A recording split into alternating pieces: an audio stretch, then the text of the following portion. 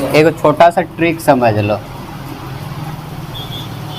Trick यही है, जो हम सर्कल वाला चैप्टर पढ़े, सर्कल का सरकमफेरेंस हो या उसका एरिया हो, तो सर्कल का एरिया क्या हो जाता है? एरिया हो जाता है पाई आर स्क्वायर, और सरकमफेरेंस 2 पाई आर हो जाता है। अब इन दोनों का मदद से देखो, मैथ में अगर तुम्हारा स्ट्रॉन्ग करना है, ट्रिक्स क्या करता है, तुम्हारा ज़्यादा कैलकुलेशन माइंड में ही कर देता है। कल को तुम कॉम्पिटिटिव में अगर जाओगे, एग्ज़ाम में तैयारी करोगे, या फिर तुमको सेकेंड्स में जवाब देना है, तो बहुत सारे चीज़ों को तुमको याद करना पड़ेगा, बहुत कुछ माइंड में रखना पड़ता है। हम देख के ही बहुत सारा क्वेश्चन माइंड में ही बना देते, चाहे तुम्हारा हो या फिर बहुत सारे एग्ज़ाम वाला क्वेश्चन हो। माइंड का यूज़ ज़्यादा करना है। मैथ तो दिमाग का खेल होता है। इसमें क्या करना, मान लो हम तुमको जैसे क्वेश्चन पूछे अभी विकास, कि एक सर्कल का एरिया 154 मीटर स्क्वायर है, तो उसका सरकमफेरेंस क्या होगा। तुम क्या करोगे, एक सर्कल का एरिया दिया, हम बोले एरिया दिया हुआ 154 मीटर स्क्वायर, उसका सरकमफेरेंस निकालो क्या होगा। तुम एरिया जब पूछे हैं तो सबसे पहले तुमको पाई आर स्क्वायर करके तुम इस तरह से तोड़ोगे, फिर आर का वैल्यू क्या होगा ये निकालोगे, और फिर तुम उसका सरकमफेरेंस का 2 पाई आर वाला फॉर्मूला लगा के फिर उसको सॉल्व करोगे। ऐसे ही करता तुम लोग। लेकिन एक तरीका याद रखना, एक सर्कल का रेडियस, फिर उसका एरिया, और फिर उसका सरकमफेरेंस, इसका याद रखना।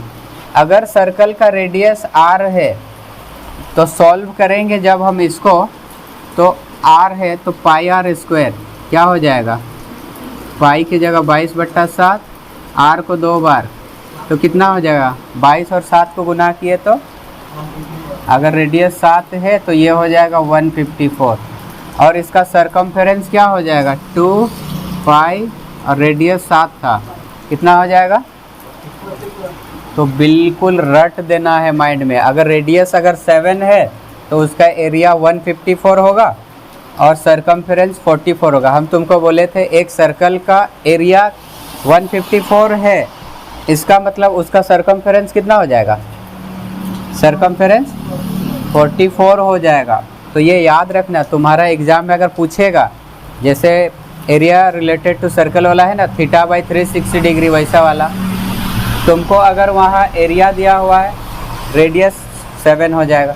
अगर इसका डबल कर दो, 7 का डबल 14, अगर ये देखो एरिया क्या हो जाता है, पाई आर स्क्वायर हो जाता है, पाई आर स्क्वायर, आर का स्क्वायर है, तो इधर अगर डबल किए हैं ना, डबल किए हैं तो इसको, इसका स्क्वायर कर दो, 2 का स्क्वायर मतलब 4, इसमें भी 4 गुना कर दो, तो इसमें 4 गुना करोगे ना तो कितना आएगा पता है, 616 आ जाएगा, 616। और इसका 2 पाई आर होता था, तो इसमें डायरेक्टली प्रोपोर्शनल आर, तो इधर डबल हुआ तो ये भी डबल हो जाएगा, तो कितना हो जाएगा 44 का डबल 88 हो जाएगा।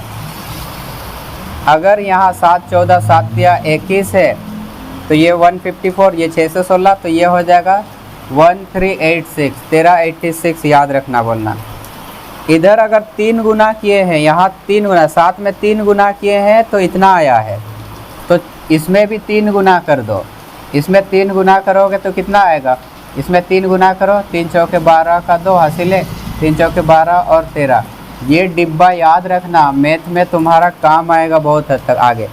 अगर एक सर्कल का, अगर तुमको दिया हुआ एरिया 154, तो उसका सरकमफेरेंस 44 हो जाएगा और उसका रेडियस हो जाएगा 7। अगर उसका एरिया 616 दिया हुआ है तो सरकमफेरेंस हो जाएगा 88, और इसका सर्कल का जो रेडियस है वो हो जाएगा 14। अगर एरिया 1386 है तो उसका रेडियस 21 होगा और उसका जो सरकमफेरेंस है वो 132 होगा। तो ये ट्रिक्स को थोड़ा सा तुम लोग याद कर लेना, काम आएगा तुम्हारा।